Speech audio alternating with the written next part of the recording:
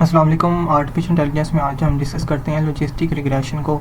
इससे पिछली वीडियो में मैंने आपको लीनियर रिग्रेशन के बारे में बताया था, जो कि रिग्रेशन की एक टाइप है।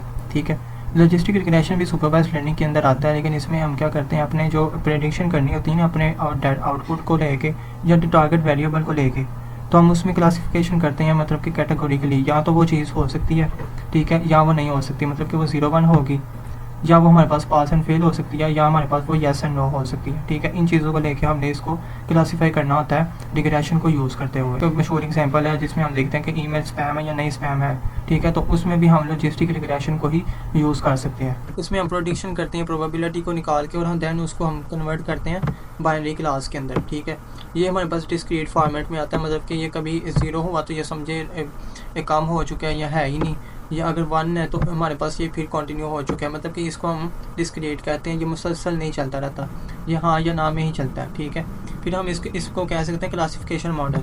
क्लासिफिकेशन में हम यही तो करते हैं कि हमने अपनी क्लासेस बना ली है, या तो वो येस है या वो नो है। ठीक है, तो उसको हम देख के अपनी प्रिडिक्शंस करते हैं।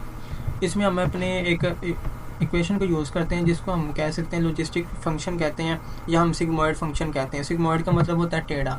ठीक है, इसमें हम ग्राफिकली अगर यूज़ करते हैं तो हमारे पास एक कर्व फॉर्म में एक हमारे पास ग्राफ बनता है, जिसकी वजह से हम इसको सिग्मॉइड फंक्शन कहते हैं, जिसमें हम एक फार्मूला यूज़ करते हैं, P = 1/1 प्लस e की power minus into B0 plus B1x।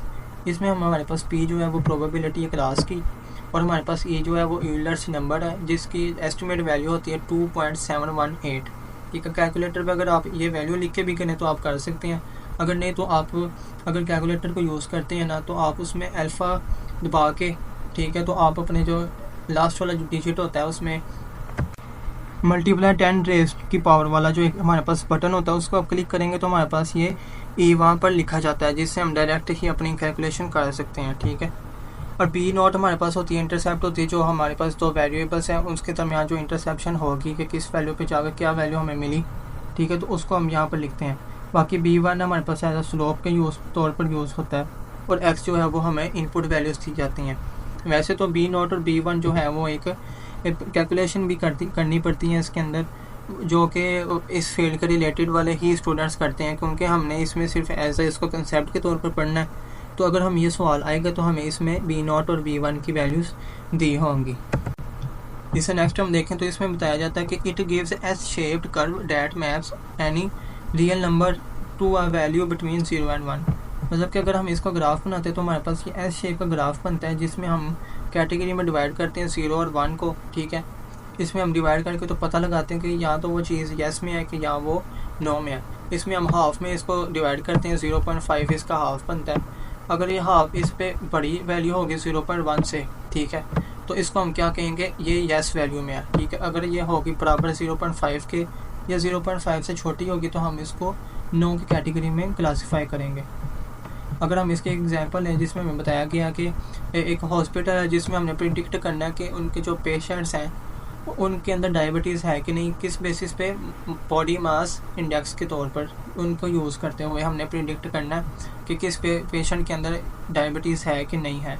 इसमें हमारे पास BMI दिए गए हैं, जिसमें हमारे पास 18 है, 20 है, 25, 28 और 30, और हमारे पास बताया गया कि पहले 3 के जो है वो डायबिटीज़ नहीं है, और जो अगले 2 हैं उनके पास उनमें डायबिटीज़ मौजूद है। ठीक है, वो डायबिटीज़ के पेशेंट्स हैं, और हमने प्रिडिक्ट क्या करना है कि अगर हमारे पास किसी पेशेंट का BMI हमारे पास 26 है, तो उसको हमने बताना है कि या तो ये डायबिटीज़ का पेशेंट है या वो डायबिटीज़ का पेशेंट नहीं है। बस हमने ये प्रिडिक्शन इसमें लेके आनी है।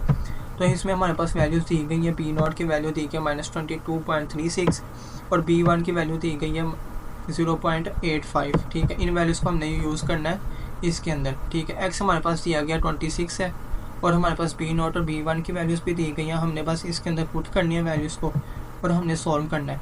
जब हम सॉल्व करेंगे तो हमारे पास ये जवाब आ जाएगा 0.4353। अब हमने इसको देखना है कि हमारे पास ये ग्राफ के मद्देनज़र रख के हमने देखना है कि ये वैल्यूज़ से छोटी है कि बड़ी है, जिससे हम अंदाज़ा लगा सकें कि पेशेंट में डायबिटीज़ है कि नहीं है। इसमें हम अपने ग्राफ को देखें तो हमारे पास एस शेप ग्राफ है। ठीक है, हमारे पास यहाँ पर 2 वैल्यूज़ वो है कि जिनकी वैल्यूज़ थी हमारे पास 1। ठीक है, और 3 वैल्यूज़ वो थी जिनकी वैल्यूज़ थी हमारे पास, जिनमें हमारे पास डायबिटीज़ की वैल्यू क्या थी, 0। तो हमने इसको ऐसे प्रेजेंट कर लिया। अब हमारे पास जो सेंटर वैल्यू वो हमारे पास है 0.5। अपनी वैल्यूज़ को देखते हुए हमने अपने आंसर को देखना है कि ये कहाँ पर लाई करती है। तो हमने लाई करके देखा, तो मिसाल के तौर पर यहाँ पर ये लाई कर ये 0.43 पे।